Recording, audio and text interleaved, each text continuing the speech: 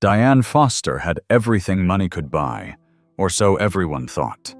At 42, she stood at the helm of a multi-million-dollar tech company, lived in a penthouse that overlooked the city skyline, and wore designer clothes that cost more than most people's monthly rent. Her calendar was packed with meetings, galas, and business dinners. Her social media showed a life of endless success. But success, she was learning, had a price that couldn't be calculated in spreadsheets. Every morning, Diane woke up in silk sheets and felt nothing. Every evening, she came home to a house full of expensive furniture and deafening silence. Her 12-year-old son, Ethan, barely looked up from his devices anymore. They lived in the same house but existed in separate worlds. Something was missing. Something essential. Something money couldn't buy. And on one ordinary Saturday afternoon, in the most unexpected place, Diane would discover what that something was, and it would change everything. The Riverside Galleria was the kind of shopping mall where luxury met convenience. Marble floors, designer boutiques, and the subtle scent of expensive perfume hanging in the air. It was Diane's usual weekend routine, shopping lunch at the upscale bistro on the 3rd floor, and back home before the traffic got heavy. Ethan walked beside her, his eyes glued to his phone screen. He hadn't said more than 5 words since they'd left the house. "Ethan, honey, could you please look up for a moment?" Diane tried to keep the frustration out of her voice. He didn't look up. Diane sighed. This was how their conversations went these days. She'd tried everything. Family dinners, weekend trips, expensive gifts. Nothing seemed to reach him. Her son was physically present but emotionally absent, and Diane couldn't figure out how to bridge that gap. They passed by a jewelry store, a shoe boutique, a gallery showcasing modern art. Everything gleamed with wealth and sophistication. Everything felt hollow. And then Diane heard it. Music. Piano music, to be precise. Not the tinny background music the mall usually played through its speakers, but real piano music. Live, rich with emotion and technical brilliance. The notes cascaded through the atrium, cutting through the ambient noise of shoppers and conversation. Diane stopped walking. The melody was hauntingly beautiful, melancholic, yet hopeful, complex, yet accessible. It pulled at something deep inside her chest, something she'd forgotten was there. "Do you hear that?" she asked. Ethan looked up from his phone for the first time that day. "Hear what?" "The piano." They both stood still, listening. The music swelled, filling the vast space of the mall's central atrium. Other shoppers had stopped, too drawn by the unexpected beauty of the sound. "Where's it coming from?" Ethan asked, and Diane heard genuine curiosity in his voice for the first time in months. "Let's find out." They followed the music through the mall, past boutiques and coffee shops, until they reached the central atrium. A crowd had gathered in a loose circle, and in the center, beneath the massive skylight that bathed everything in natural light, sat a grand piano. And at the piano sat a man who didn't belong. At least that's what everyone's expressions seemed to say. Thomas Wright was black, probably in his 50s, with graying hair pulled back in a ponytail and a weathered face that spoke of years lived outdoors. His clothes were clean, but worn a faded jacket over a t-shirt, jeans with frayed cuffs, and boots that had seen better days. A worn backpack sat on the floor beside the piano bench. Everything about his appearance said homeless. Everything about his playing said master.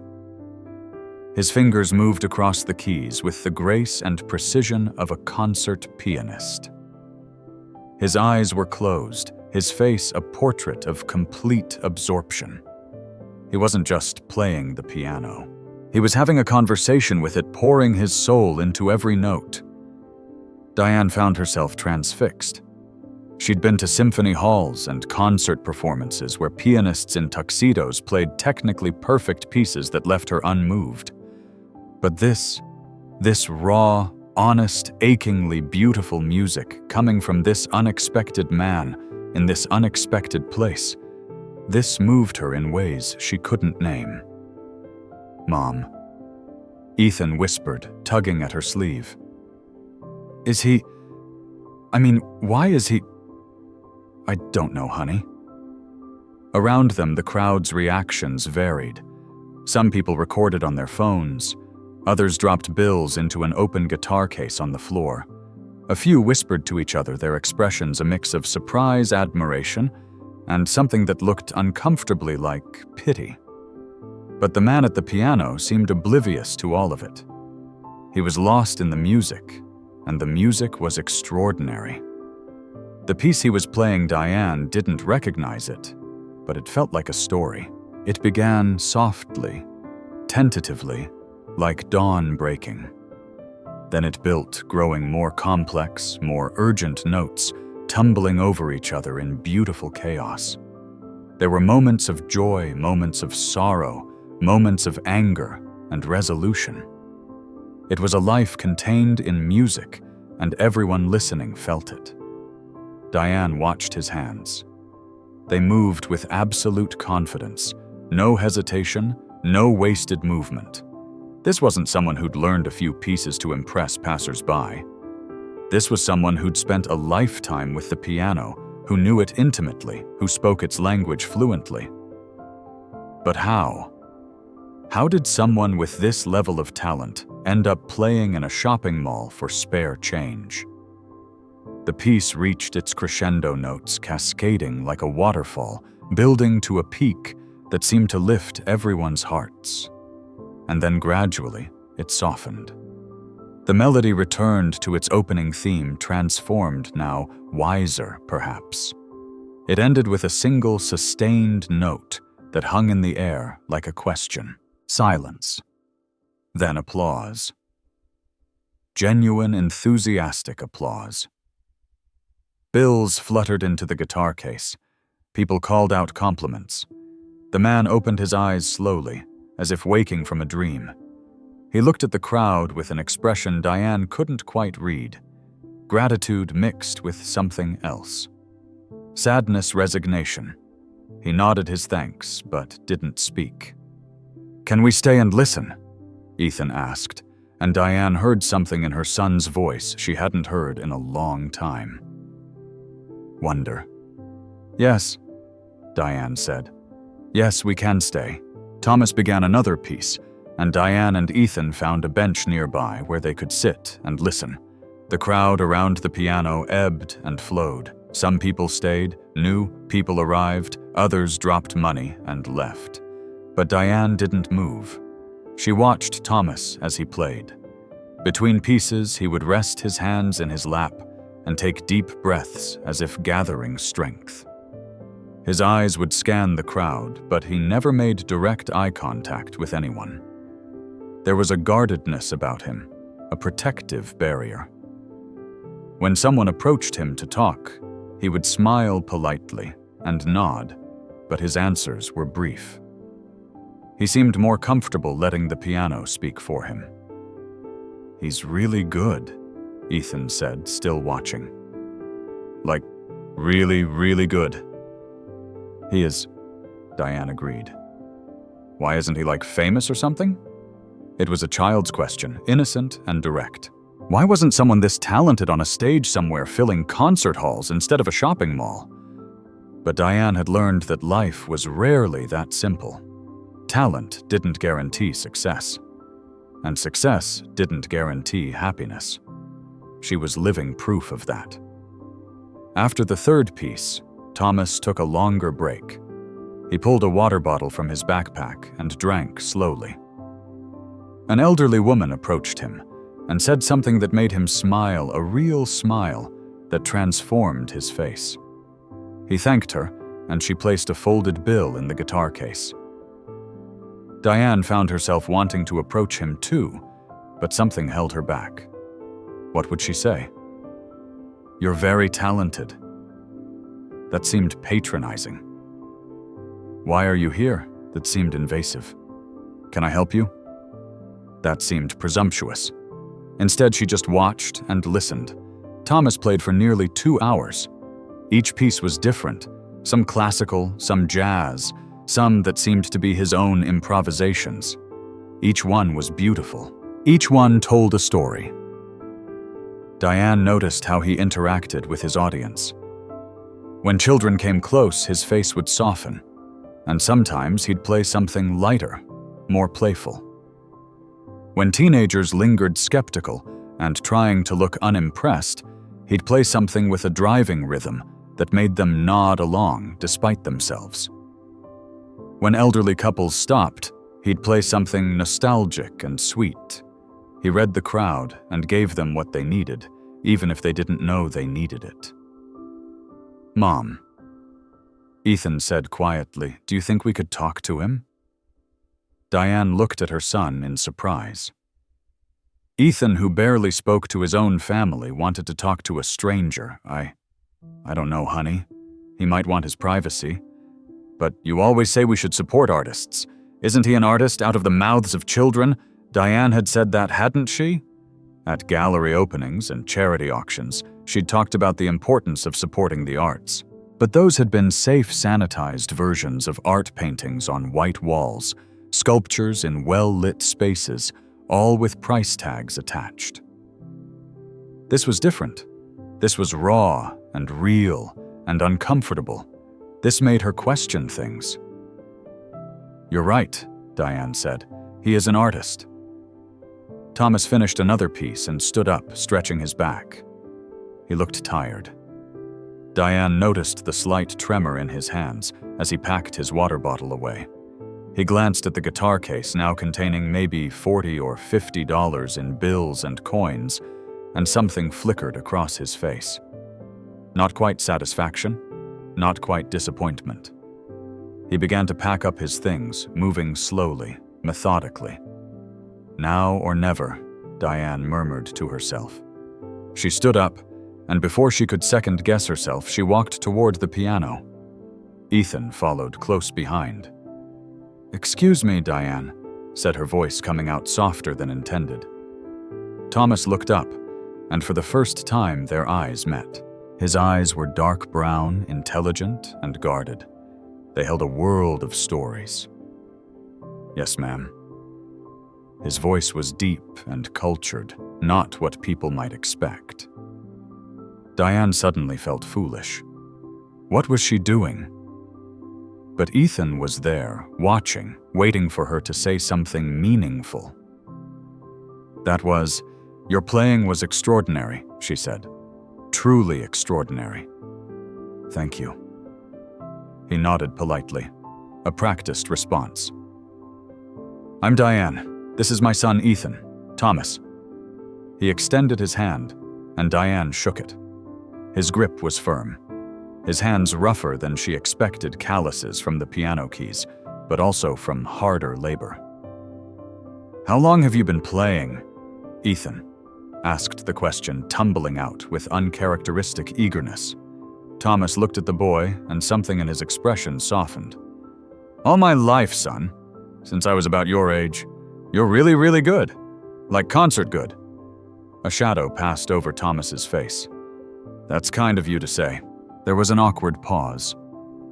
Diane sensed Thomas was preparing to leave, to disappear back into whatever life he led when he wasn't playing piano in shopping malls. And suddenly, desperately, she didn't want him to go. Not yet. Not before she understood. Would you like to get some coffee?" The words came out before she could stop them. "There's a cafe just up on the second level. My treat.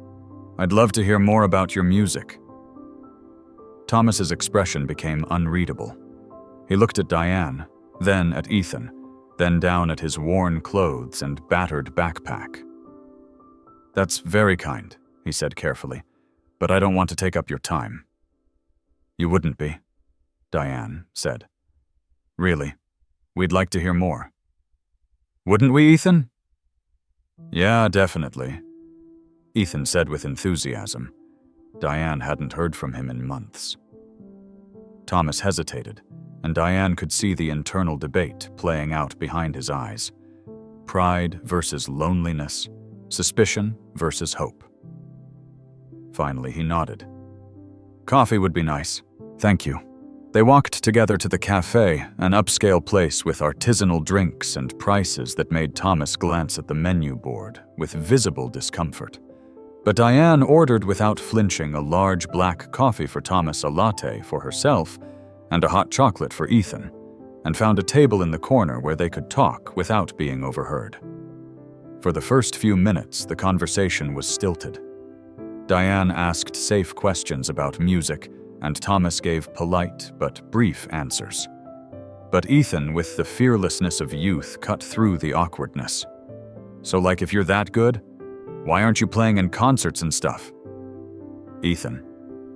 Diane shot her son a look, but Thomas held up a hand. It's a fair question. He took a long sip of his coffee, and Diane saw him gathering his thoughts, deciding how much to share. I used to play in concerts. A long time ago. Really? Ethan leaned forward. Really, I studied at Juilliard, graduated top of my class, had a promising career ahead of me. I played with symphonies, did solo performances, recorded an album. His voice was matter-of-fact, recounting someone else's life. That was a different lifetime. What happened? The question came from Diane this time.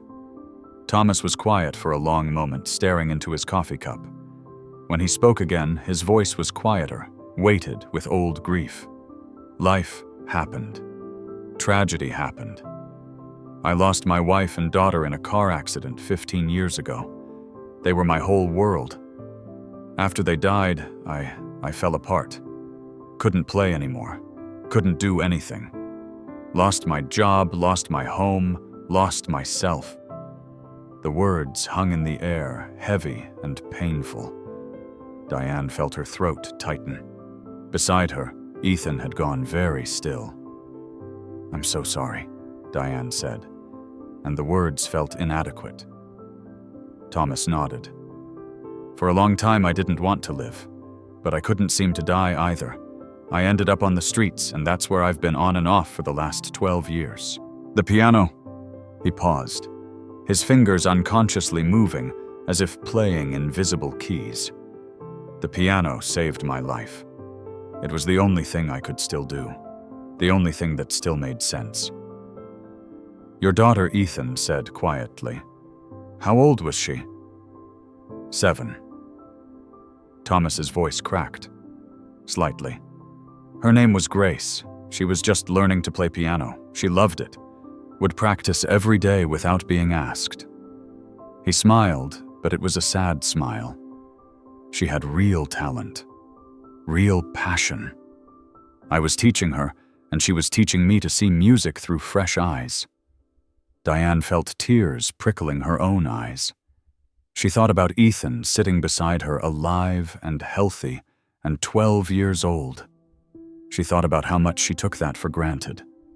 How much time she wasted being frustrated with him instead of grateful for him. Playing in that mall, Thomas continued playing for strangers. It keeps me connected to her somehow. Every time I sit at a piano, she's there with me. Her joy, her curiosity, her laughter. The music holds her memory. They sat in silence for a moment. Around them, the cafe buzzed with normal Saturday activity, people ordering lattes, teenagers laughing, the hiss of the espresso machine. But at their table, something profound was happening. That piece you played first, Diane said, the one when we first heard you. Did you compose that? Thomas nodded. I wrote it for Grace, for her 7th birthday a few months before the accident. I call it Grace Notes. He smiled sadly at the pun. She loved it. Made me play it over and over. It was beautiful, Diane said. Heartbreaking and beautiful. That's life, isn't it? Thomas said. Heartbreaking and beautiful all mixed together. Ethan had been listening intently, his hot chocolate forgotten. Now he asked, do you still compose music sometimes? In my head, mostly. Don't have easy access to a piano except when I can find one in public like today." "That's not right," Ethan said with sudden fierceness. "Someone as good as you should have a piano all the time." Thomas looked at the boy with an expression that was both touched and sad. "Thank you, son. But life doesn't always work out the way it should." Diane's mind was racing. She was a problem solver by nature. Her whole career had been built on identifying needs and finding solutions. And here was a clear problem, an extraordinarily talented man who'd lost everything living without the one thing that gave his life meaning. But she also sensed this wasn't a problem that could be solved with money alone. Thomas had pride. He had dignity. He wasn't asking for charity. He was simply sharing his story because they'd asked to hear it. "Where do you live now?" Diane asked gently. "Here and there. I stay at a shelter sometimes when the weather's bad.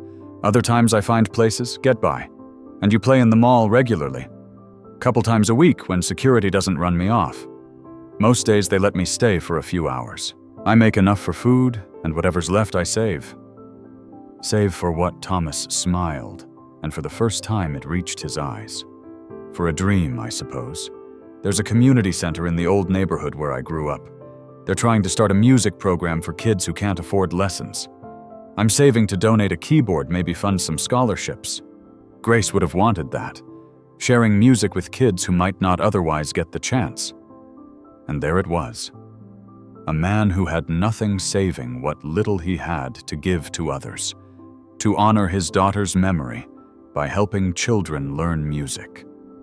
Diane felt something crack open inside her chest. They talked for another hour. Thomas shared stories about his past life, studying music, performing the joy of his first solo concert. He talked about his wife Clara, who'd been a violinist, about Grace and her infectious enthusiasm for everything. He also talked about life on the streets, the hardship, yes, but also the unexpected kindness, the community among those society forgot the lessons learned from having nothing. Ethan listened raptly, asking questions that showed a maturity Diane hadn't known he possessed. Her son, who barely engaged with life anymore, was fully present now, fully engaged. And Diane listened too, feeling her own walls crumbling. She'd built her life on control, on success, on the illusion that money and power could insulate her from pain. But here was Thomas, who'd lost everything, and somehow he still had something she'd been missing. Purpose, connection, authenticity. When they finally stood to leave, Diane made a decision. "Thomas," she said, "I'd like to help you."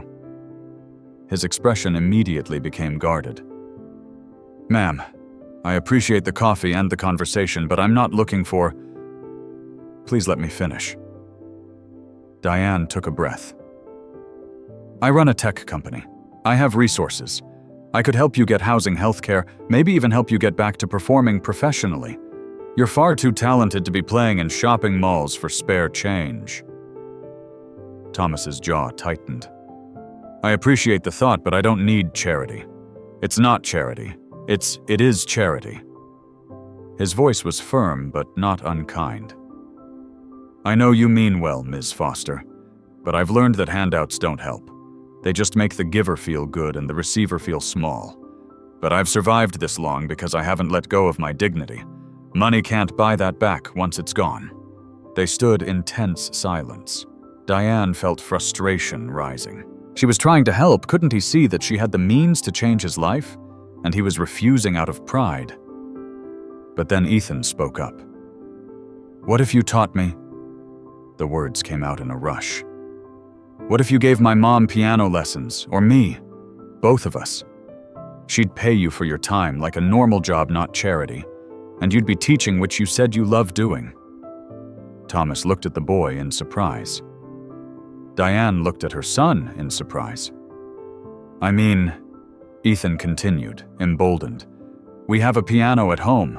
A grand piano in the living room. Mom bought it because it looked nice, but nobody ever plays it. It just sits there. That's kind of sad, right? For a piano to never be played, Ethan. I don't know if Diane started, but Thomas cut her off. You have a piano that no one plays. There was something almost painful in his expression. Yes, Diane admitted. It was part of the interior design. I took lessons as a child, but never kept up with it. I thought maybe Ethan would want to learn, but she trailed off. Thomas looked at Ethan. You want to learn piano? I don't know, Ethan said honestly. But I want to hear more of your music. And my mom, she acts like she's got everything figured out, but she doesn't. She's sad a lot. I think maybe music could help her. Help both of us. Out of the mouths of children, indeed. Diane felt exposed, vulnerable. Her 12-year-old son had just articulated something she barely admitted to herself. Thomas studied them both for a long moment. Diane could see him weighing options, considering possibilities, fighting against both pride and hope. I wouldn't be charity, he asked finally. No, Diane said firmly. You'd be an employee, a piano teacher. I'd pay you standard rates better than standard rates. You'd be providing a service and I'd be paying for it. That's not charity, that's business. And I could practice on your piano, between lessons whenever you wanted. Thomas closed his eyes briefly. When he opened them, they were brighter, almost hopeful. I haven't had regular access to a real piano in 12 years. Then say yes, Ethan urged. Thomas looked at the boy, then at Diane. What do you really want from this, Ms. Foster? What's in it for you? It was a fair question. Diane thought about it carefully before answering. Honestly, I'm not entirely sure. But watching you play today, talking to you now, I feel more alive than I have in years. More connected. More real. My son just spoke more to you in 2 hours than he's spoken to me in 2 months. So maybe what I want is to learn what you know. Not about piano necessarily, but about passion, purpose, how to find meaning when everything else is stripped away. It was the most honest thing she'd said in a long time. Thomas was quiet for another long moment. Then slowly he nodded. Okay, he said. Okay, but on one condition. What's that? I don't want sympathy. I don't want to be your project or your charity case.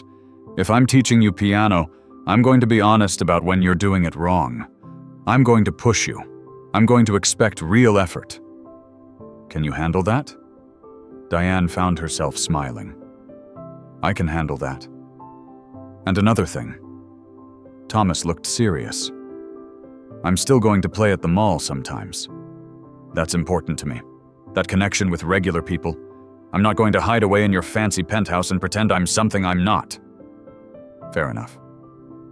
Thomas extended his hand, and they shook on it. His grip was firm, his gaze steady. When do we start? Ethan asked eagerly. Thomas smiled, a real smile this time. How about Tuesday evening, say 6 o'clock? Perfect, Diane said.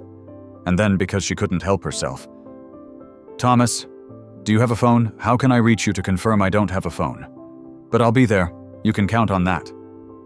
And somehow, despite all logic, Diane believed him.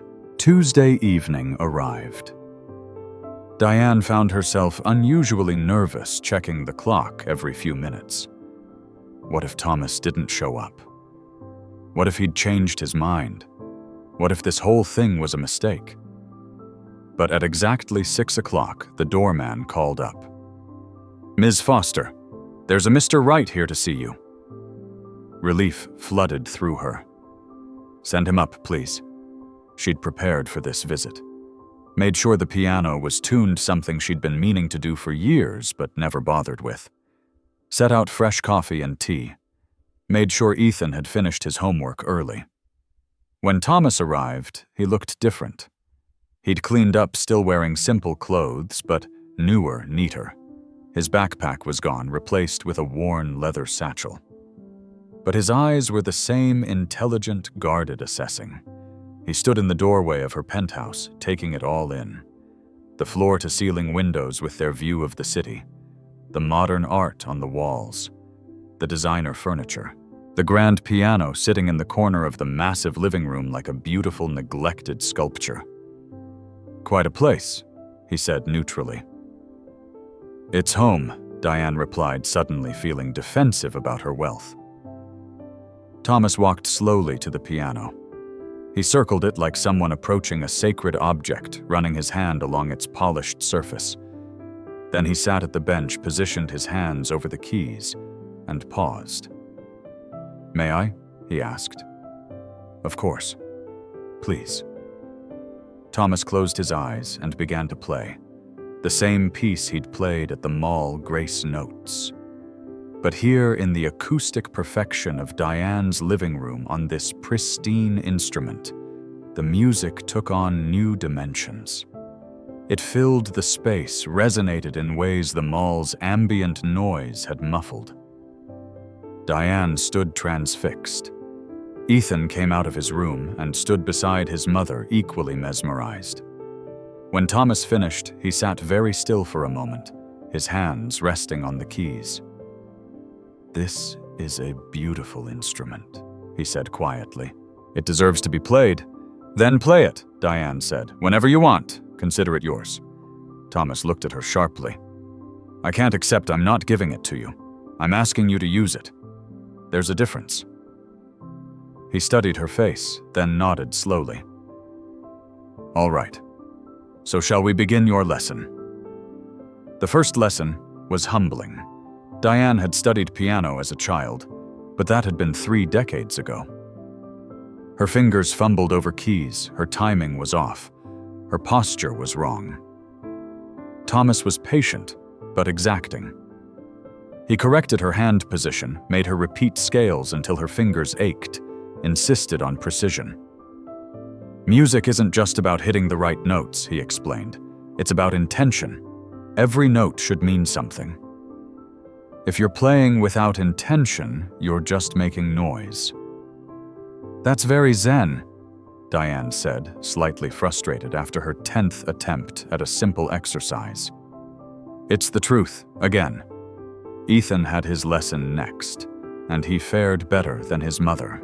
His younger fingers were more flexible, his mind more willing to accept correction. "You have potential," Thomas told him. "Good ear, natural rhythm, but you'll need to practice every day if you want to get good." "I will," Ethan promised. After the lessons, Diane invited Thomas to stay for dinner. He hesitated, then accepted. Over pasta and salad, they talked. Not about music this time, but about life. Thomas asked about Diane's company, genuinely interested in the work they did. He asked Ethan about school, about his interests, drawing the boy out in ways Diane had failed to do. And gradually, Thomas began to share more of his own story. He talked about growing up in a rough neighborhood, the local music teacher who'd recognized his talent and given him free lessons, about winning a scholarship to a prestigious music school, then to Juilliard, about the pride on his mother's face when he'd performed his first professional concert. "She passed away a few years before the accident," Thomas said. "Cancer. But she got to see me make something of myself. That's something, at least." He talked about meeting Clara at a chamber music festival, how they'd fallen in love over shared passion for music. About their wedding, small and intimate, filled with music and joy. "We were happy," Thomas said simply. "Really, truly happy. Not because we had money or success, we were always scraping by, even with both of us working. But we had each other. We had grace. We had music. That was enough." And after the accident, Diane asked gently. Thomas's expression darkened. "After the accident, I wanted to die. Every day for months, years even. I'd survived, and they hadn't, and I couldn't understand why. Couldn't accept it. I stopped playing. Couldn't bear to touch a piano. Everything about music reminded me of them. What changed, I was at my lowest point, sleeping on a bench in the park. winter cold. I thought maybe I'd just let the cold take me. Seemed easier than going on. But there was this teenager walking through the park. He had headphones on and his music was playing loud enough that I could hear it. Classical piano. And something about it just broke through. Thomas paused, lost in the memory. I followed him to this community center. They had an old upright piano in the rec room, beat up and out of tune. And I sat down at it and played for the first time in years. And I could feel them there, Clara and Grace. Not in a sad way, but like they were sitting beside me, listening. Proud of me. Wanting me to keep going. He looked at Diane and Ethan. That's when I understood. Music wasn't a reminder of what I'd lost. It was a connection to what I'd loved. It was how I could keep them alive. Ethan's eyes were shining with tears. Diane felt her own throat tight with emotion. That's beautiful, she said. It is and it isn't. Thomas replied. Beautiful that I found a way to keep going. Tragic that I needed to. But that's life, Wright, both things at once. The lessons became a regular part of their lives. Tuesday and Thursday evenings, Thomas would arrive at 6 o'clock sharp. He'd spend an hour with Diane, an hour with Ethan, and then they'd have dinner together. But the lessons were becoming something more than just music instruction. Thomas pushed them not just to play correctly, but to play with feeling, to understand what the music was saying. This piece was written by a man grieving his father. Thomas explained during one lesson, guiding Diane through a somber classical piece. Every note carries that weight. If you play it cheerfully, you're lying. You're betraying the composer's truth. Feel the grief. Let it move through your fingers. It was uncomfortable at first. Diane wasn't used to feeling things so deeply. Her whole life had been about control, about maintaining composure. But Thomas wouldn't accept surface-level playing. You're holding back, he'd say. I can hear it. You're afraid of the emotion. I'm not afraid, Diane would protest. Then prove it. Play like you mean it. Gradually, slowly, something began to shift. The music became a safe space to feel things she'd been suppressing for years. Frustration, loneliness, fear, joy, all of it could be channeled through the piano keys. One evening, after a particularly emotional piece, Diane found herself crying. I'm sorry, she said, wiping her eyes. That was unprofessional. That was honest, Thomas corrected gently. That was the first time you've really played. Everything else was just practice. Ethan was changing too. He practiced every day without being asked, losing himself in the music. More than that, he was opening up, talking more, engaging, more, showing interest in the world around him. Thomas says music teaches you to listen, Ethan explained one night at dinner. Not just with your ears, but with your whole self. He says most people go through life not really listening. He's right, Diane said, realizing she'd spent most of her life not really listening. Not to others, not to herself. As the weeks passed, Thomas became part of their family in ways Diane hadn't anticipated. He'd arrive early sometimes to practice on the piano before the lessons. She'd hear him playing as she worked in her home office, and the music became the soundtrack of her evenings. He'd stay late sometimes talking about music theory, about composers, about the pieces he wanted to write. His passion was infectious. His knowledge was vast. And slowly, carefully, he began to open up about the depths of his loss. One evening after Ethan had gone to bed, Thomas and Diane sat in her living room, cups of tea cooling on the coffee table between them. Can I ask you something, Diane said, and you can tell me if it's too personal. All right? The accident. How did it happen? Thomas was quiet for a long time. Diane thought perhaps she'd overstepped, but then he began to speak. It was raining. Clara was driving. Grace was in the back seat. They were coming to pick me up from a rehearsal. I'd told Clara not to come, that I'd take the bus, but she insisted. Said she wanted to surprise me, take me out to dinner, to celebrate landing a new recording contract. His voice was steady, but Diane could hear the pain beneath it. A truck ran a red light. Hit them broadside. Clara died instantly. Grace. He paused, swallowing hard. Grace survived the initial impact. She was conscious when they pulled her out. She kept asking for me. They told me she kept saying, "Where's Daddy? I want Daddy." Diane felt tears streaming down her face. I got to the hospital 20 minutes later. She was in surgery. I waited for hours. When the doctor came out, Thomas's voice finally broke. She'd been asking for me until the end. And I wasn't there. I was supposed to protect her, and I wasn't there. Thomas, it wasn't your fault. I know that. Logically, I know that. But logic doesn't heal guilt. I spent years thinking about all the ways it could have been different. If I'd taken the bus like I'd planned, if I'd driven that night, if we'd left 5 minutes earlier or later, all the small choices that led to that moment. But none of those were your fault. No. But they were my family, my responsibility, and I failed them. They sat in silence for a moment. Then Diane spoke quietly. "Can I tell you something? Something I've never told anyone." Thomas looked at her, waiting. "I'm terrified of being a bad mother. Every day I worry that I'm failing Ethan, that I'm too focused on work, too distant, too controlled, that when he's grown, he'll look back and realize I was never really there for him, not in the ways that mattered." "But you are there," Thomas said. I provide for him financially. I make sure he has everything he needs. But do I really see him? Do I really listen to him? Or am I just going through the motions, checking boxes on some imaginary parenting scorecard?" "You're here now," Thomas pointed out. "Learning piano not because you want to, but because it connects you to your son. That's not going through the motions. That's love."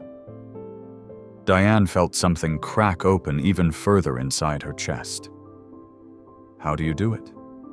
How do you carry that much loss and still find joy? Still make music? Thomas considered the question carefully. "I don't know if I do carry it well. Some days are harder than others. But music helps. It's a way of transforming pain into something beautiful. Not forgetting the pain, never that. But giving it purpose. Making it mean something." Grace. Notes. Diane said, "That piece you wrote for your daughter. Do you still play it every day? It's how I talk to her, how I keep her close. Would you teach it to me?" Thomas looked surprised, then touched. "It's a difficult piece." "I know, but I want to learn it. I want to understand." "All right," Thomas said quietly. "I'll teach you." Everything changed on a Thursday evening in late November. Thomas didn't show up for the lesson. At first, Diane wasn't concerned. Perhaps he'd gotten held up or forgot about the time. But 6 o'clock came and went. 6:30, 7. "Maybe we should call him Ethan," suggested, then remembered. "Oh, right. He doesn't have a phone." Diane felt worry beginning to gnaw at her. In the 2 months of lessons, Thomas had never been late. Not once. He valued punctuality, valued keeping his word. "Maybe he went to the mall," she said. "He mentioned he was going to play there this afternoon. Should we go look for him?" It seemed like an overreaction, but something felt wrong. Diane couldn't shake the feeling. "Get your coat," she told Ethan. They drove to the Riverside Galleria. The mall was busy with evening shoppers, but when they reached the central atrium, the piano sat empty and silent. Diane asked the security guard if he'd seen Thomas, the homeless guy who plays piano. The guard nodded. "Yeah, he was here earlier, but he looked sick, real sick. Was coughing bad, could barely sit up straight. I was about to call someone when he left on his own, headed toward the east exit." Diane's worry intensified. How long ago? Maybe an hour? She and Ethan hurried out of the mall, scanning the surrounding area. The sun had set, and the evening air was cold. Where would Thomas go if he was sick? The shelter, Diane said suddenly. He mentioned a shelter he sometimes stays at, the one on Riverside Avenue. They drove there parked and went inside. The shelter was warm, but crowded, filled with people seeking refuge from the cold night. Diane approached the front desk, feeling acutely aware of how out of place she looked in her expensive coat and designer boots. I'm looking for someone. Thomas Wright. He's a regular here, I think. The woman at the desk nodded. Thomas came in a couple hours ago. He's in bad shape. We called an ambulance about 20 minutes ago. Diane's heart sank. Where did they take him, Mercy General? They got back in the car and drove to the hospital. Diane's mind was racing. Thomas had no insurance, no money for hospital bills, and he was alone. No family, no emergency contacts, just alone. At the hospital, they found Thomas in the emergency room. He was in a bed behind a curtain, an IV in his arm, an oxygen mask on his face. His eyes were closed, his breathing labored. Thomas, Diane said softly. His eyes opened slowly. When he saw her and Ethan, something flickered in his expression. Surprise, then something that might have been relief. He pulled the oxygen mask aside. You shouldn't be here, he managed between difficult breaths. Of course we should be here. You're sick. Just pneumonia. They'll give me antibiotics. Send me on my way. A doctor appeared, pulling the curtain aside. She looked tired and overworked. Are you family? Diane didn't hesitate. Yes, I'm his employer. This is his student. The doctor gave her a skeptical look, but didn't challenge it. Mr. Wright has severe pneumonia. He's also dehydrated and malnourished. We need to keep him for at least a few days for treatment and observation. Whatever he needs, Diane said. I'll cover it. Ma'am, the bill for a few days could be, I don't care what it costs. He gets whatever treatment he needs. Thomas tried to sit up. Diane, no. I can't afford. You're not affording anything. I am. And you're not arguing about this. I don't want your charity, Thomas said, but his voice was weak. It's not charity, you stubborn man. It's what anyone would do for someone they care about. The words hung in the air. Someone they care about. When had that happened? When had Thomas gone from a stranger in a mall to someone she couldn't imagine losing? The doctor intervened. Mr. Wright needs rest. You can visit during regular hours tomorrow. Diane wanted to protest, wanted to stay, but Ethan tugged at her sleeve. Mom let him rest. We can come back in the morning. She nodded reluctantly. Before she left, she squeezed Thomas's hand. We'll be back tomorrow. Don't even think about leaving. Thomas managed a weak smile. Wouldn't dream of it. Thomas remained in the hospital for a week. Diane and Ethan visited every day, bringing books, playing music on Ethan's phone, just sitting with him. During those visits, Diane saw a different side of Thomas. Vulnerable, weak, scared. He was terrified of becoming a burden, of losing his independence, of owing anyone anything. You've built your whole life since the accident on self-sufficiency, Diane observed one afternoon. You've survived by not needing anyone. Safer that way, Thomas admitted. Can't lose what you don't have. But that's not really living, is it? Just surviving. Thomas didn't answer, but his silence was eloquent. On the 5th day, Ethan brought up an idea that had been forming. You know what we should do, he said. When you're better, we should have a concert, a real one, at our place. Invite people to hear you play. Thomas shook his head. I don't perform anymore. Haven't in years. Why not? Ethan pressed. You're amazing. People should hear you. It's not that simple. Why not? Diane found herself echoing her son. You said yourself that music is about connection, sharing it. What better way than a concert? I'm not that person anymore. The concert pianist in the tuxedo playing in symphony halls. That Thomas died with Clara and Grace. Maybe Diane said gently. But this Thomas, the one who plays in shopping malls and teaches patience to frustrated students and writes music to talk to his daughter, he's worth hearing too. Thomas looked at her for a long moment. You really believe that I do. And I think Clara and Grace would want you to share your gift, not hide it away. Something shifted in Thomas's expression. Fear, hope, longing, all mixed together. I wouldn't even know what to play, he said, but Diane heard the resistance crumbling. Play what you love, play what you feel, play for Clara and Grace. Thomas closed his eyes. When he opened them again, they were bright with unshed tears. Okay, he whispered. Okay.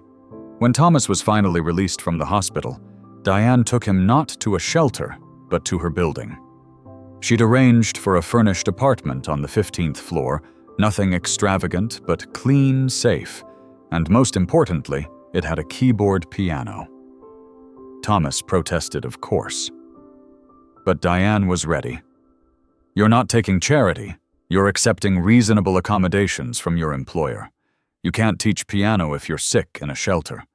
This is practical, not charitable. Diane. Plus, the rent is being deducted from your teaching fees. You're paying your own way. It was a lie, of course, but it was a lie that preserved Thomas's dignity, and he seemed to recognize that. You're a stubborn woman, he said, but he was smiling. I learned from a stubborn man. They spent the next 3 weeks preparing for the concert. Diane invited friends, colleagues, even a few music critics she knew through her social connections. She wasn't sure who would come. A concert by a formerly homeless man in a private penthouse was unusual to say the least.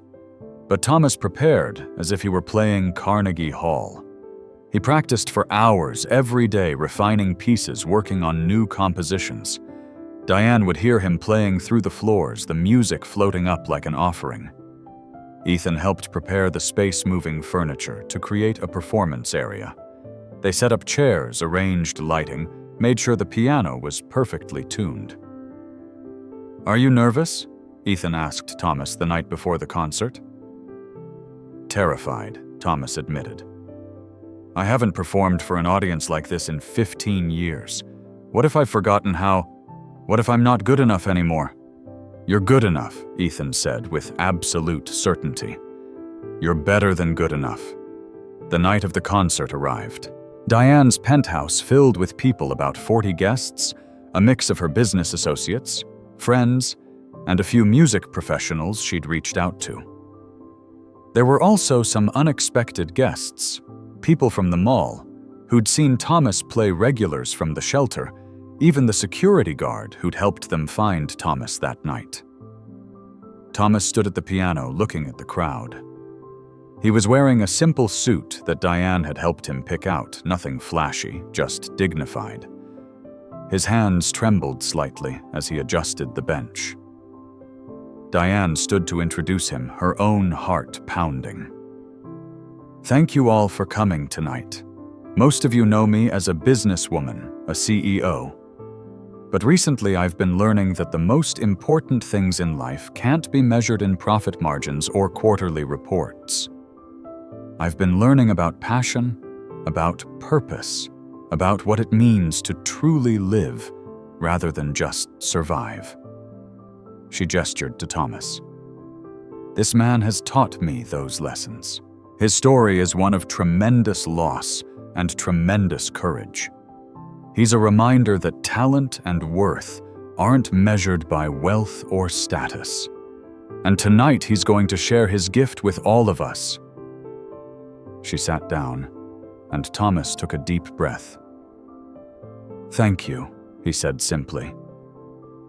"This is for my wife, Clara, and my daughter, Grace, and for everyone who's ever felt lost and found their way back through music." He began to play. The first piece was Grace Notes, the composition he'd written for his daughter. The melody that had first captured Diane's attention in the mall. But here in this intimate setting with Thomas pouring his whole heart into it, the music was transcendent. People sat motionless, entranced. Some closed their eyes. Some wiped away tears. Thomas moved through his program classical pieces, jazz improvisations, his own compositions. Each piece told a story. Each piece revealed another layer of his soul. He played with technical perfection, yes, but more than that, he played with absolute honesty. Every note carried weight. Every phrase had meaning. And something remarkable happened. The music created a connection between everyone in the room. Strangers who'd never met found themselves sharing an emotional experience united by Thomas's artistry. When he played his final piece, a new composition he'd been working on, there wasn't a dry eye in the room. The piece started in darkness, heavy and sorrowful, but gradually it transformed. The melody found light, found hope, found a kind of bittersweet joy. When the last note faded into silence, there was a moment of absolute stillness. Then applause. Thunderous, genuine applause. People stood, some openly crying, all deeply moved. Thomas sat at the piano, his own face wet with tears. He looked at Diane, and she saw in his expression a mixture of grief and joy, loss and renewal. He'd done it. He'd come back. Not to his old life, that life was gone forever, but to a new life, one where he could honor the past while embracing the present. The concert changed everything. One of the music critics in attendance wrote a review that went viral. Witnessing Thomas Wright perform is like watching someone's soul laid bare. His technical skill is undeniable, but it's his emotional honesty that makes his music unforgettable. This is an artist who's known suffering and transformed it into something transcendent. Offers started coming in.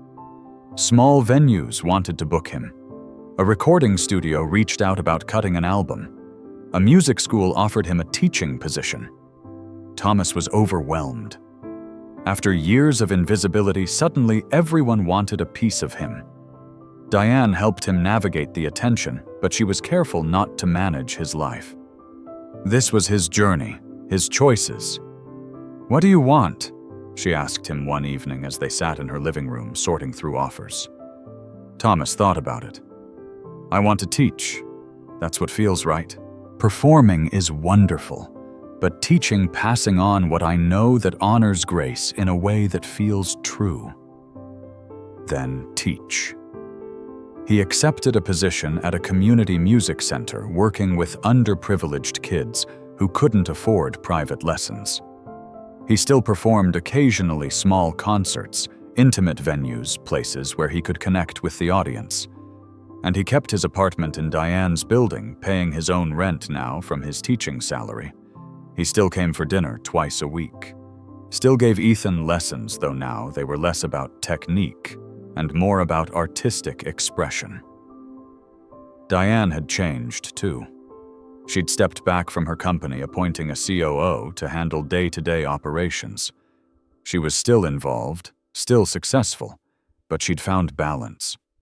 She'd learned that success without connection was hollow, that wealth without purpose was meaningless, that the things that truly mattered couldn't be bought or scheduled or controlled. One evening, 6 months after that first meeting in the mall, Diane played Grace Notes for Thomas. She'd been working on it for months, and finally she felt ready. Her playing wasn't perfect. She missed a few notes, rushed a few phrases, but she played with intention, with feeling, with the honesty Thomas had taught her. When she finished, Thomas was crying. "That was beautiful," he said. Clara and Grace would have loved it. "I hope so," Diane said. "I wanted to honor them, to honor what they meant to you. You have.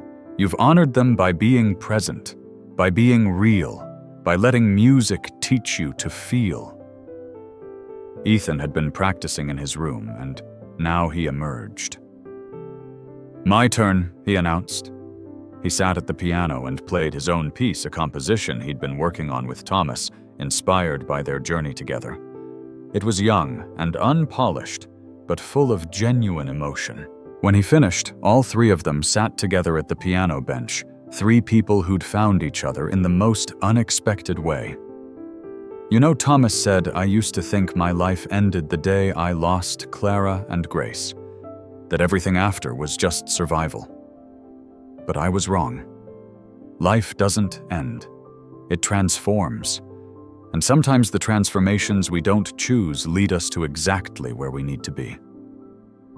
"Do you think they'd be proud?" Diane asked. "Of what you're doing now?" Thomas smiled. "I think they'd be proud that I'm living again. Really living. Not just surviving, not just going through the motions, but connecting with people, sharing music, finding purpose. That's what they would have wanted." "It's what everyone should want," Diane said. "What I want. What I'm learning to do." They sat in comfortable silence for a moment, the piano between them like a bridge. "Play something happy," Ethan suggested. "All of us together." And so they did. Thomas in the middle, Diane on his right, Ethan on his left. A simple melody, their hands crossing and weaving together, creating something none of them could have created alone. The music filled the apartment, spilled out into the hallway, floated down to the street below, where a few people stopped to listen and smile. It wasn't perfect. It wasn't professional. But it was real. It was honest. It was connection, and that Thomas had taught them was what music was really about, what life was really about.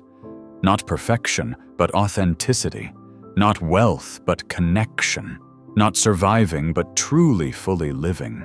2 years later, Diane stood in the audience of a crowded community center. On stage, Thomas was leading a youth orchestra, 30 kids from low-income neighborhoods, all learning music through the program he'd founded. The program was called Grace Notes, a tribute to his daughter and a promise that music could be a source of grace in difficult lives. Ethan was there too, now 14, serving as a teacher's assistant. He'd found his own passion through music, and he was sharing it with younger kids just beginning their journeys. As Diane watched the performance, she thought about that day in the mall 2 years ago. The day she'd heard piano music and followed it curious about what she'd find. She'd been looking for something, though she hadn't known what. Something to fill the emptiness she felt despite her success. Something to bridge the distance between her and her son. Something real in a life that felt increasingly hollow. She'd found it in the most unexpected place, in the most unexpected person. Thomas had taught her that the most meaningful connections often come from the most unexpected places. That wealth isn't measured in money, but in relationships, in purpose, in the courage to be vulnerable and authentic. He'd taught her that loss doesn't have to define us, that we can transform pain into beauty, grief into grace, isolation into connection. He'd taught her to listen not just with her ears, but with her whole self, to be present, to be real. As the young orchestra played their final piece, a simple but moving composition Thomas had written for them, Diane felt tears on her cheeks. But they were happy tears, tears of gratitude. She'd been so focused on success that she'd forgotten what success was really for. Not to insulate herself from pain or prove her worth, but to create opportunities for connection, for growth, for helping others find their own voices. After the concert, as parents hugged their children and teachers congratulated the young musicians, Thomas approached Diane. "Thank you," he said, "for everything, for seeing me that day, for not walking past." "Thank you," Diane replied, "for teaching me to really see, to really listen, to really live." They hugged, and Diane realized that Thomas wasn't her project or her charity case. He was her teacher, her friend, her family. He'd been homeless when she met him, broken and lost. Now he had an apartment, a job, a purpose. But more than that, he had connections. People who loved him. People he loved. And Diane had changed too. She'd learned that giving money wasn't enough. That real generosity meant giving time, attention, vulnerability. That real wealth came from relationships, not bank accounts. As they left the community center that evening, Thomas at the piano one last time playing for the stragglers, Diane thought about the question Ethan had asked that first day. Why isn't he famous? She understood now that fame was the wrong measure. Thomas was rich in ways that had nothing to do with recognition or wealth. He'd found purpose. He'd found connection. He'd transformed his pain into beauty and shared that beauty with others. And in the process, he'd taught a lonely CEO and her isolated son how to truly live. The most meaningful connections Diane had learned often come from the most unexpected places. Sometimes they come from a stranger in a shopping mall. Sometimes they come wrapped in loss and hardship. Sometimes they come when we're brave enough to see past appearances and recognize the humanity in everyone we meet. Thomas had given her far more than piano lessons. He'd given her a roadmap back to herself, back to her son, back to what really mattered.